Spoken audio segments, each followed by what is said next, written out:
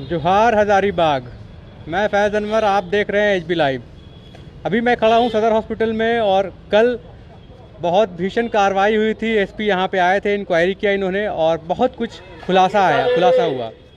मेरे साथ हज़ारीबाग के दो युवा हैं और गणेश सीटू जी हैं जो लगातार सदर हॉस्पिटल में कुव्यवस्था को लेकर बात कर रहे हैं। आइए जानते हैं इस केस में कौन लोग संलिप्त हैं और क्या क्या हुआ, इंक्वायरी कहां तक जाएगी। आइए पहले सीटू जी से बात करते हैं और जानते हैं इस केस में आगे कितनी कार्रवाई हुई और कौन लोग इसमें हैं। कार्रवाई जो हो रही है कार्रवाई जो हो रही है सही है, लेकिन थोड़ा विलम्ब से हुआ। जब माननीय उच्च न्यायालय ने संज्ञान लिया तब ये लोग थोड़ा सा जल्दीबाजी में करने लगे, लेकिन अखबार के माध्यम से जो पता चला कि लोग स्टॉक रजिस्टर को सीज किए हैं। लेकिन प्रश्न ये उठता है कि स्टॉक रजिस्टर सीज करने से क्या होगा।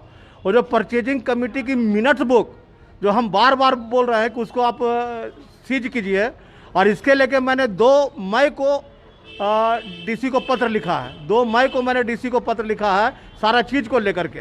तो खैर देर आए दुरुस्त आए। अब देखना है कि छोटा मछली पकड़ाता है कि बड़ा मछली पकड़ाता है। अभी हम आपको बता रहे हैं कि अभी ऑक्सीजन सिलेंडर रेगुलेटर से बात थोड़ा उठ करके आ गई है रेमडेसिविर इंजेक्शन पर। उसकी एक छोटी सी कहानी बताते हैं आपको। एक व्यक्ति है जिसका रजिस्ट्रेशन नंबर है M1571। इनका भर्ती हुए 23 तारीख को छुट्टी हुआ 2 मई को और इनको इंजेक्शन लग गया। एक व्यक्ति है जिनका रजिस्ट्रेशन नंबर है M1921। ये भर्ती हुए 28 तारीख को और 2 तारीख को इनको छुट्टी हो गई। 28, 29, 30 और 4 दिन में रहे, अब 5वां दिन छुट्टी हो गया। इसका मतलब ये पेशेंट नॉर्मल थे, फिर इनको रेमडेसिविर देने की क्या ज़रूरत थी। और इनका जो डिस्चार्ज स्लिप है उसमें लिखा हुआ है कि इनको रेमडेसिविर दिया गया। तो ये बहुत बड़ा घोटाला। और सिर्फ यही नहीं, अरे आप बड़ी चीज़, अगर छोटा मास्क को खाली देख लिए, साधारण मास्क N95 उसकी खरीद और उसका वितरण पर अगर आप देखिएगा तो बहुत बड़ा घोटाला इस हॉस्पिटल में नजर आएगा। एक एक चीज में घोटाला है। और इसकी और भी लोग हैं हाँ, आपके पास फिर से आ रहे हैं वापस। आप विशाल वाल्मीकि जी को देंगे, यही तो रहिए, आप कहीं नहीं जाइएगा। तो विशाल वाल्मीकि जी, ये बताइए अभी जो कल छापामारी हुआ है उसमें क्या क्या हुआ। देखिए, कल जो छापामारी हुई है सारी बातें सब जग जाहिर हुई है, पत्रकार के माध्यम से भी, आप लोगों के माध्यम से भी जनता के बीच में गई है। और हम लोग भी शुरू से ही मांग कर रहे हैं, जब तक बड़ा मछली पे हाथ नहीं डालेंगे यहाँ के जिला के प्रशासन लोग, तब तक कुछ भी हासिल होने वाला नहीं है। क्योंकि कहीं ना कहीं सिविल सर्जन और यहाँ के जो लेखा प्रबंधक जो काम देख रहे थे, यहाँ के अधीक्षक जो काम देख रहे थे, इन लोगों के नेतृत्व में पूरे कैंपस, पूरे व्यवस्था को पूरा बरमबाट किया गया है। यही लोग का साजिश है। और मैं शुरू से कह रहा हूँ कि आप बड़ी मछली को पकड़िए, छोटी मछली खुद ब खुद पकड़ा जाएगी। और इन लोगों की साजिश में रेमडेसिविर का जो दवा का मामला भी उठ रहा है। मैं आपको एक जानकारी और दे देता हूँ। यहाँ पर जो स्टॉक आती है, दवाई का जो स्टॉक आता है, जैसे 1 लोट अगर आता है तो इसी लोट के लोग रख लेता है अपने पास, और नेक्स्ट लोट को जो आने वाला आता है उसको रोक देता है, और वही नेक्स्ट लोट को फिर ये लोग दिखा देता है कि दवाई आ गई है।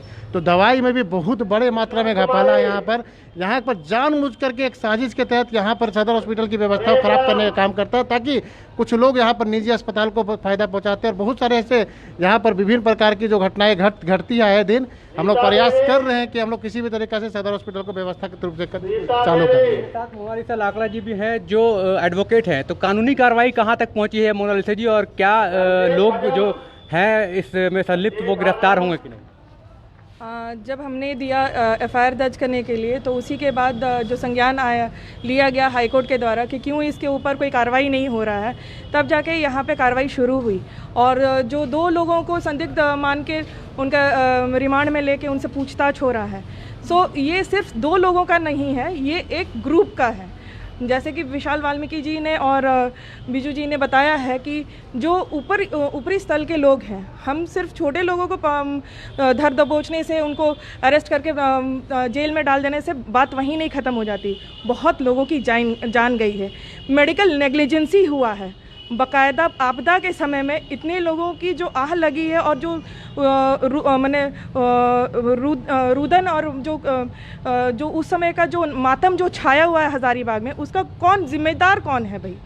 सदर अस्पताल को इतना लावारिस जैसे एक नाजायज़ बच्चे जैसा क्यों छोड़ दिया गया। ऐसा तो नहीं है कि सदर अस्पताल में आपको कोई भी मतलब ये नहीं मिल रहा है, प्रेफरेंस दिया जा रहा है, सरकार के द्वारा दिया जा रहा है। जब हम लोगों ने बात की तो डी टाइप और बी टाइप के जो सिलेंडर्स थे, डी टाइप के सिलेंडर्स एक बैग ही 2 दिनों के अंदर में कैसे रिकवर कर गए, रिकवर हो गए। जिस दिन एफआईआर हुआ उसी दिन रिकवर हो गए, और उसके बाद बी टाइप का सिलेंडर्स का भी खोजबीन हो रहा है। तो जाहिर सी बात है ये जमाखोरी हुई है, और ये कुछ चिन्ह परिचित लोगों के घरों में या फिर प्राइवेट अस्पतालों में जमाखोरी हुई। चोरी नहीं हो सकती है।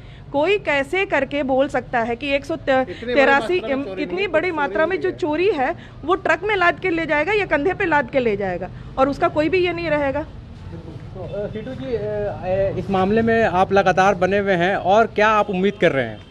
देखिए, उम्मीद हम तो यही का उम्मीद करना, जब स्वास्थ्य मंत्री खामोश है। इतनी बड़ी घटना हजारीबाग में घट गए, ये घटना हम हजारीबाग वासियों को, झारखंड वासियों को पूरे विश्व में शर्मसार किया है। उसके बावजूद हमारे स्वास्थ्य मंत्री खामोश क्यों है? अभी तक इन लोग का ट्रांसफर करे यार, जेल नहीं दे सकते, कम से कम ट्रांसफर कर दो कि लोग कागज पत्र जो फिलअप कर रहे हैं बैकडेट से, वो तो बच जाएगा। हम तो सीधा सवाल करेंगे स्वास्थ्य मंत्री से कि आप खामोश क्यों हैं? कहीं आप भी इसमें मिले हुए हैं क्या? इसलिए जांच ऊपर से होनी चाहिए। और कल जो छापामारी हुई उसमें शायद 15,000 रुपया कैश भी बरामद हुई है, उसके बारे में आपको क्या कहना है? नहीं, ठीक है, 15,000 हुआ है तो उसका हिसाब वो देगा। 2 रेगुलेटर भी हुआ, वो भी हिसाब देगा। अरे सवाल छोटा छोटा मत देखिए, बहुत बड़ा। सफाई ऊपर से होता है, नीचे से नहीं होता। नीचे से सफाई कीजिएगा तो फिर सब गंदा होते रहेगा। जब तक ऊपर से सफाई नहीं होगा, और हम आपके चैनल के माध्यम से माननीय उच्च न्यायालय से मांग करते हैं कि सर सफाई ऊपर से कीजिए, नीचे से नहीं। जरूरत होगा तो विभागीय सचिव, विभागीय उप सचिव, विभागीय निदेशक, सबको नोटिस करके बुलाइए आप अपने न्यायालय में, और बोलिए कि ऐसा क्यों हुआ। और कुछ लोग बोल रहे हैं कि भाजपा की जो पार्टी है उसके भी कुछ लोग इसमें इन्वॉल्व हैं, उसमें कौन है, क्या है विशाल जी? देखिए, इस मामले में हम कहना चाहेंगे, इन्वॉल्व की जहाँ तक बात है, कोई पार्टी किसी को ये निर्देश नहीं देती है कि आप ऐसे कांड करें। लेकिन अगर कोई भी पार्टी ऐसे लोगों का संरक्षक नहीं करती है, अगर भारतीय जनता पार्टी के कुछ अगर ऐसे लोग हैं, अगर है तो उसको पार्टी कभी भी अपना नहीं सकती है। और ना ही मैं दावे के साथ कहता हूं, अगर वैसे लोग नहीं होंगे, वायदे में अगर आप जिस तरीके से अखबार में छपा है मामला, अगर इस तरीके के होते हैं तो पार्टी कभी भी उसको समर्थन नहीं करती है ऐसे लोगों को।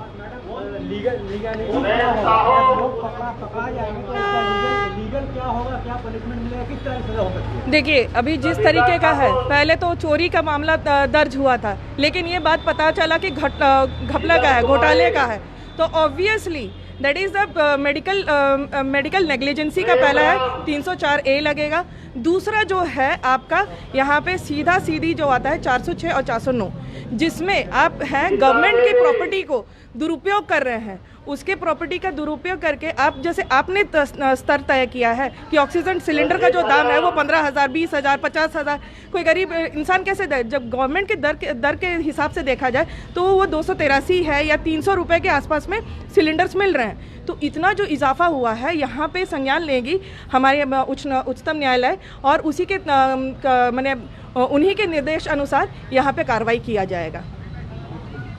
तो देखिए, हम लोगों ने बात किया गणेश सीटू जी से, मोनालिसा लाकड़ा जी से और विशाल वाल्मीकि जी से, जो लगातार सदर हॉस्पिटल में इस खबर पे नज़र बनाए रख रहे हैं, और जनता से अपील भी कर रहे हैं, पुलिस से अपील कर रहे हैं, प्रशासन से अपील कर रहे हैं, और हर तरह की लीगलिटीज़ है जो वो देख रहे हैं। आगे हम लोग इस खबर पे नज़र रखेंगे और देखेंगे कौन लोग इन्वॉल्व है, और क्या क्या राज खुलते हैं, और क्या सज़ा मिलती है कि नहीं। बहुत बहुत धन्यवाद। मैं फैज़ अनवर, HB लाइव से।